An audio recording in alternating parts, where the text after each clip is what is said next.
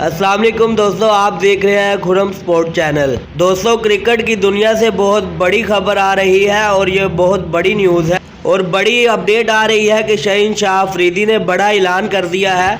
दोस्तों, शाहीन शाह अफरीदी ने अभी थोड़ी देर पहले एक प्रेस कॉन्फ्रेंस की है जिसमें उन्होंने कहा है, पीसीबी को टारगेट बनाकर उनका कहना था। शाहीन शाह अफरीदी ने क्या बयान जारी किया है आपके साथ इस वीडियो में शेयर करता हूं। उससे पहले दोस्तों, अगर आप मोहम्मद आमिर के फैन हैं तो कमेंट सेक्शन में लव यू आमिर लाजमी टाइप करें। वीडियो को आगे बढ़ाने से पहले अगर आप मेरे चैनल पर नए आए हैं तो मेरे चैनल को सब्सक्राइब कर दें ताकि क्रिकेट की दुनिया से आपको बाखबर रखा जाए। दोस्तों, शाहीन शाह अफरीदी ने चेयरमैन पीसीबी रमीज राजा और चीफ सेलेक्टर को मुखातिब करते हुए एक धमाकेदार बयान जारी किया है। शाहीन शाह अफरीदी का कहना था कि अगर पीसीबी जो मोहम्मद आमिर को टीम में शामिल करना चाहती है तो मैं मोहम्मद आमिर के लिए अपना टीम छोड़ दूंगा।